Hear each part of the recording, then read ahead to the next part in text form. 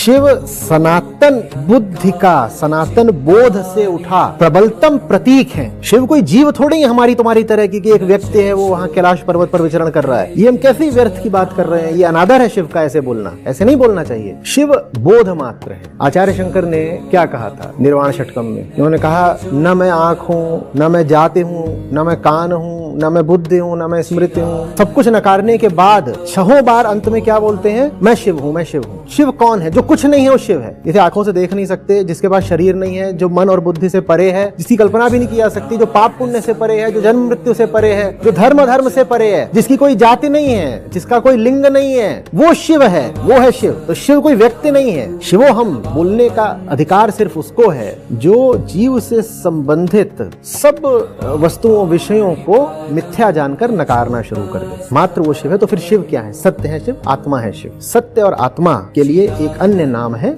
Shiv. Recording in progress.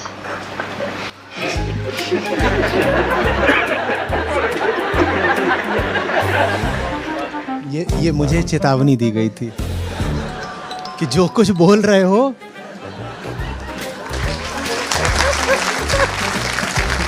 उस पर बवाल कटेगा, तो याद रखना रिकॉर्डिंग इन प्रोग्रेस। मुझे तो बहुत अजीब लगेगा, मतलब किसी अभिनेता को देखते हुए राम के रूप में। मजाक कर रहे हो क्या? पहली बात तो जब ज्ञानियों ने 4 रामों की बात करी है तो वो साफ बोलते हैं कि चौथे ही राम में सार है, जो निराकार राम है वही असली राम है। चौथे राम में सार है, ताका करो विचार, चौथे ही राम में सार है।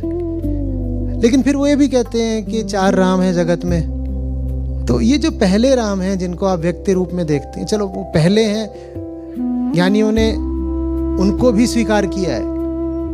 पहली बात तो राम कोई न व्यक्ति है न व्यक्तित्व है।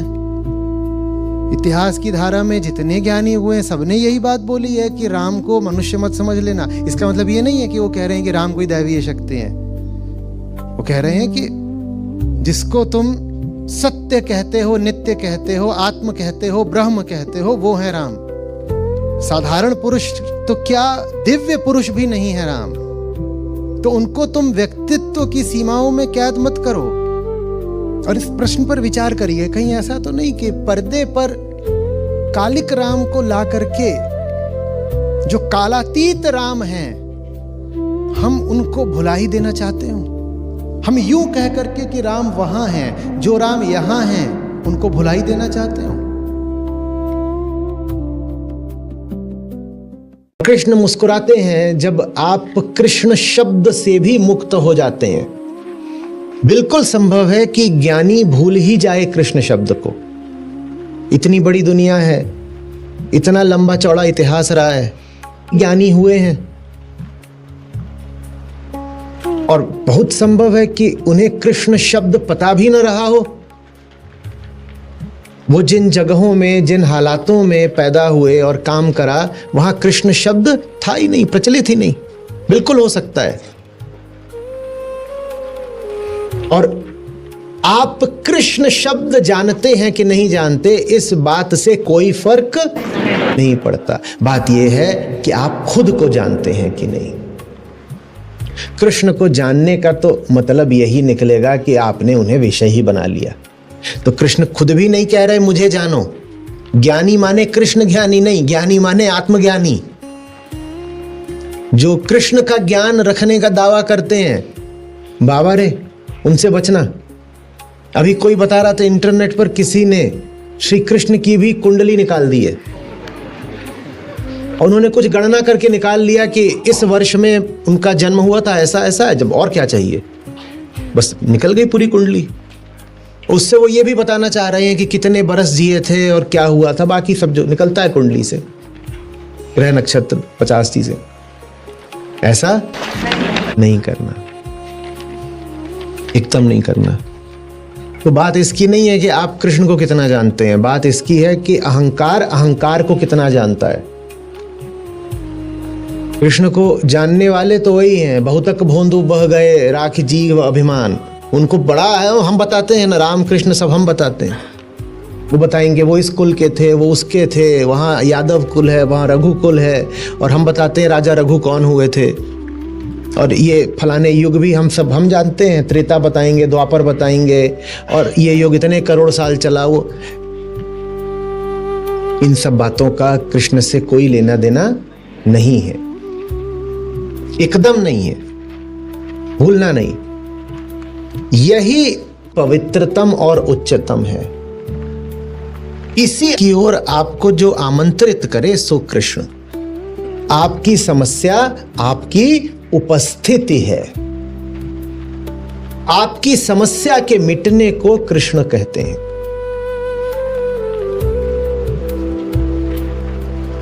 तो आपकी ही अनुपस्थिति का नाम कृष्ण है। लेकिन अनुपस्थिति हो गई तो फिर नाम लेने के लिए भी कौन मौजूद है?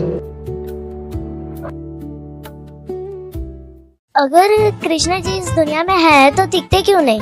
अच्छा, नरेंद्र मोदी जी दिखते हैं? वो भी नहीं दिखे हमको, तो हम तो टीवी पे देखे उनको, अदरवाइज तो देखे नहीं उनको। तो है कि नहीं है? है। अगर आप उनसे मिलना चाहो तो क्या करोगे? फिर उनके सेक्रेटरी के पास जाओ, ठीक है? फिर वो जैसा सेक्रेटरी बोलेगा कहना मानोगे तो फिर आप मोदी जी से मिल लोगे। तो भगवान भी बिल्कुल वैसे ही हैं। उनके सेक्रेटरी कौन? उनके डिवोटीज, कमलोचन प्रभु जी जैसे डिवोटीज।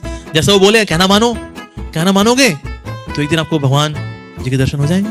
कृष्ण वो देह नहीं है जो मोरपंख धारण करती है, जो मुरली धारण करती है, वो देह नहीं है कृष्ण।